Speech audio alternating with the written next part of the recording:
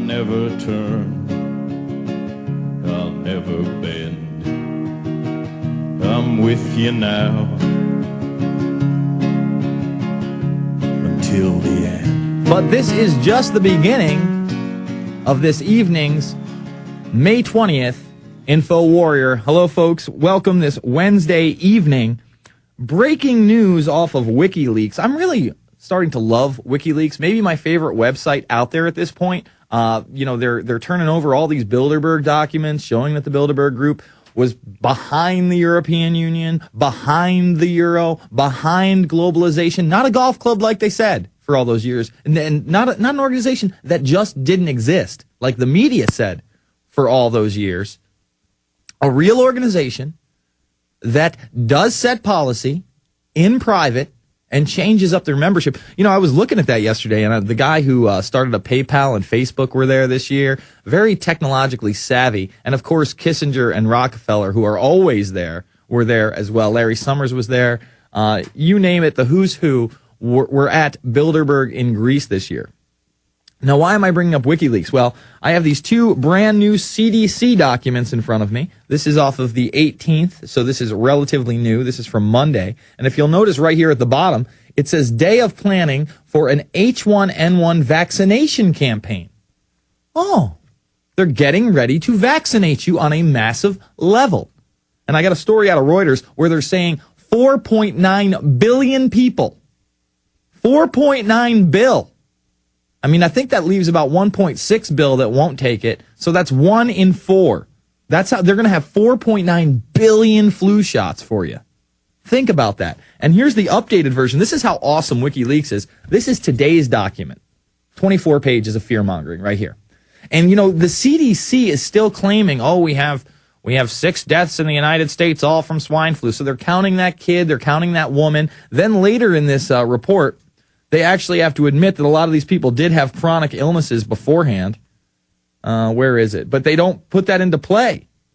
Let me see where that is. Let me see if I can pull that out. Here we go. 71% of hospitalized patients had an underlying chronic condition. Here, look for yourself again. Right there, I highlighted it. 71%. That's across the world. All right? And some of those include asthma or COPD. Asthma is not a chronic condition. I don't know why they actually included that. Diabetes, immune compromised, chronic cardiovascular disease. Remember that one guy had gout? He could barely walk some days. It's just insanity to me. And the fact that they're going to have 4.9 billion vaccinations means they're planning on using them. This isn't 100 million. This isn't 200 million. This isn't 300 million, the population of the United States of America. This is 4.9 billion. Let that sink in for a moment. 4.9 bill, dog. That is rather large. That's a campaign to vaccinate the world, the globe. Here it is right here. Companies could vaccinate 4.9 billion against H1N1. World Health Organization. And remember, if they just go to that pandemic level 6, they went to 5, mandatory vaccinations, no civil rights, quarantines, and drugs that don't need to work. Let me repeat that. Drugs that don't need to work. Doesn't have to be proven that it works, doesn't have to help you in any way. They still want to stick your arm with it and go, oh, take it. Man, I wish I had that in front of me, but all the other news that we've been doing with CPS and all that good times has overshadowed the World Health Organization document. I'm going to have to find that. 4.9 billion, folks. On top of that, we got a lot of RFID news. You know, we've been big on the chip this week. Well, we're about to get bigger. Or is it smaller? That's right. RFID tags in paper, amongst other things. We'll be back after this. It's the InfoWarrior with Jason Bermas, PrisonPlanet.tv, Infowars.com. The good old folks at New Silver Solution. And the website is supernaturalsilver.com. Supernaturalsilver.com. This is something that kills bacteria, viruses, you name it, well documented. They've got it down to a super small nano-sized particle. Supernaturalsilver.com. Check them out at Infowars.com. Supernaturalsilver.com. Companies could potentially turn out 4.9 billion doses of vaccine against the new H1N1 influenza strain within a year. Under the best case scenario, the World Health Organization officials said on Tuesday. WHO Director General Dr. Margaret Chan, and remember, Chan is the one out there fear-mongering, oh, we're going to need to go to level 6. We're going to need to go to level 6. And she's the one that's just like, there's no way this could come out of a lab. That's just fear-mongering. Meanwhile, the guy who created Tamiflu, one of the main guys, says, well, that's actually one of the simpler explanations, but he spins it and says, well, of course it would have had to been an accidental escape. Meanwhile, the CIA in 1971 releases African swine virus on the Cuban population. Coincidence? Coinky-dink? I doubt it. I doubt it. U.S. health officials said they were finding higher than expected numbers of cases of seasonal influenza still circulating and worried that a drug-resistant strain may mix with the new H1N1 swine flu strain to create a dangerous new strain. United Nations Secretary General Ban Ki-moon said it was essential for drug makers to work with governments to see drug makers and governments together again for the millionth time. For the millionth time. They are so in bed together. How can you trust these people? Please tell me how you're going to trust these people. To avert the worst potential impacts of the new H1N1 strain, which has killed 81 people and been confirmed in nearly 10,000 globally. Now, I can knock 2 off right off the bat. Okay, because in these documents, they're still fear-mongering that baby and that 33-year-old woman died of swine flu. They didn't. Let me repeat that. They did not die of swine flu.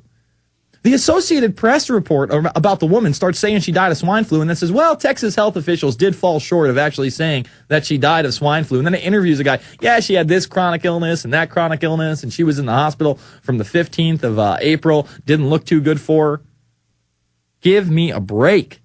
And there's even more fear-mongering than just this, saying, oh, we're going to have 4.9 billion. Think about that massive vaccination campaign. And remember, here's the internal document saying they are planning it. Do we really need the internal document, though, when we have, them on the Today Show talking about a 3-spot shot? 3 separate shots, mandatory, Obama administration style, for this swine flu. That's a reality, folks. That's what's being proposed.